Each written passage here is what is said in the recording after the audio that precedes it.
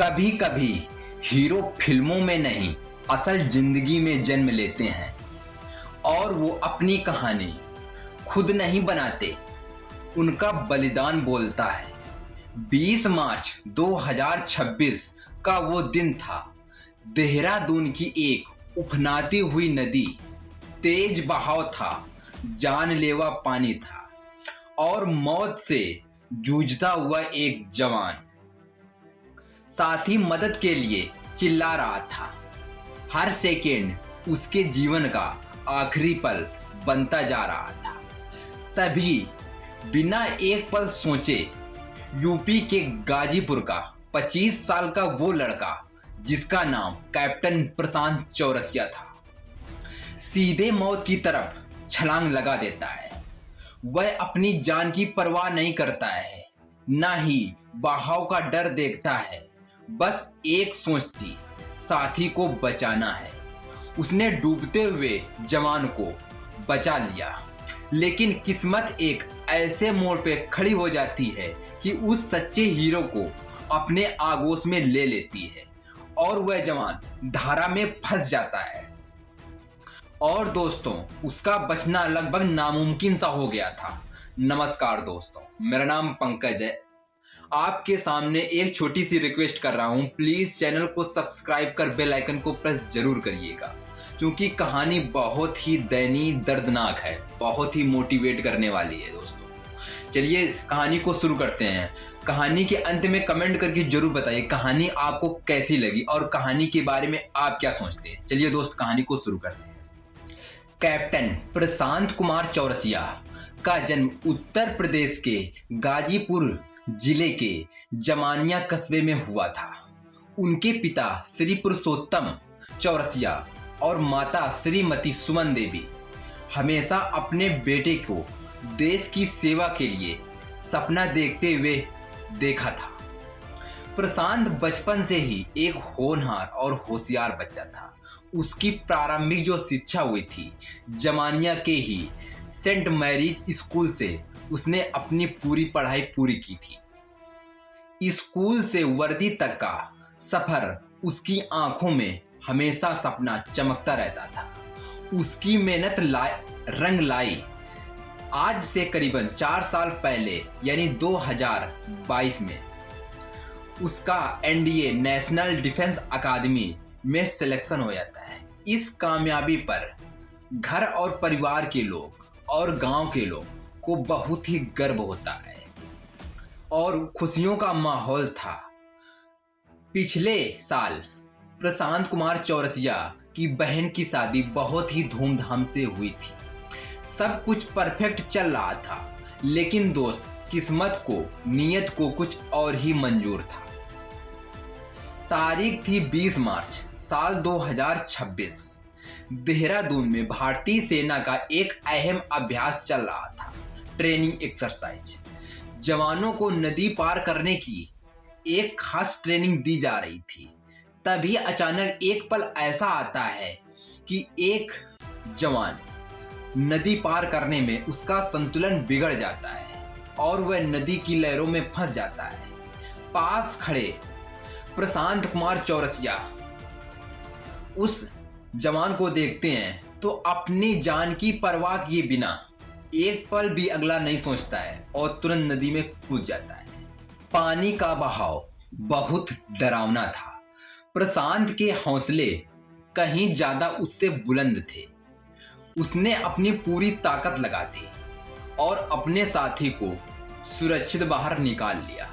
लेकिन इसी मोमेंट में ही प्रशांत कुमार एक लहर में फंस जाते हैं और उनका सर एक बड़े पत्थर से टकरा जाता है और प्रशांत गंभीर रूप से घायल हो जाते हैं। उधर गाजीपुर के प्रशांत का पूरा परिवार, इस बारे में कोई जानकारी नहीं थी कि बेटे को चोट लगी है। तभी कैप्टन प्रशांत के पिता पुरुषोत्तम के पास एक फोन आता है। फोन करने वाले वो सीओ होते हैं। उन्होंने प्रशांत के पिता को फोन किया और पूछा, क्या आपको प्रशांत के बारे में कोई जानकारी मिली है? तब पिता ने जब ये शब्द सुने तब उनके पैर डगमगाने लगे। उनको एक अजीब सी चिंता होने लगी। इसके बाद प्रशांत के पिता ने तुरंत अपने बेटे को फोन लगाया। फोन मिला लेकिन बेटा नहीं उठाया। उसके दोस्त ने रिसीव किया और दोस्त ने कहा, अंकल मैं आपकी फ्लाइट की टिकट अर्जेंट बुक किए दे रहा हूं, आप तुरंत यहाँ आ जाइए। अब पूरा परिवार एक नए सदमे में घुस चुका था। एक नई सी टेंशन पैदा हो गई थी। आनन फानन में पूरा परिवार रिश्तेदार वहां पहुंचते हैं। एक पिता ने वो शब्द सुने थे जो शब्द कोई भी पिता सुनना नहीं चाहेगा।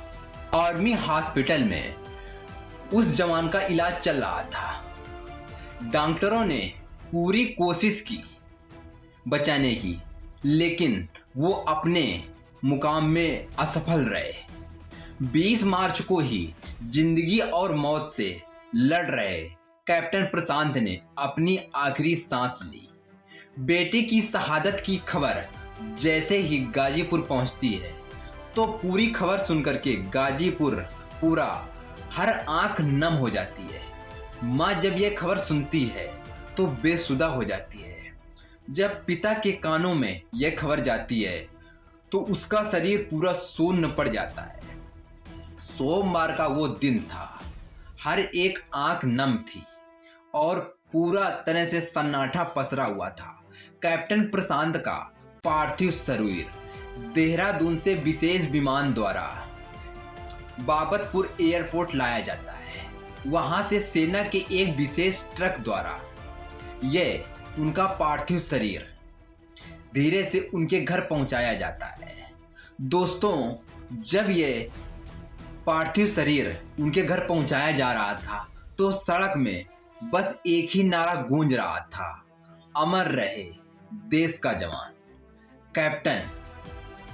यही नारा हर एक लफ्ज में गूंज रहा था, कैप्टन प्रशांत अमर रहे। करीब शाम के 4:30 बजे बलुआ घाट पर पूरे सैन्य सम्मान के साथ उस जवान का अंतिम संस्कार किया गया। छोटे भाई मयंक चौरसिया ने अपने बड़े भाई को मुखाग्नि दी। वहां मौजूद हर शख्स की आंख नम थी। भारतीय सेना के इस वीर बेटे पर बहुत गर्व है।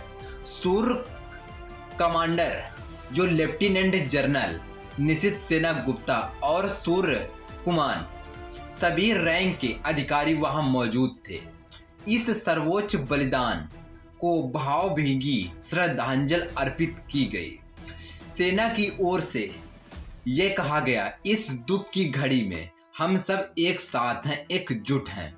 दोस्तों, सभी ने श्रद्धांजलि अदा की और सभी ने इस दुख को बहुत ही बेरहमी से सामना करना पड़ा।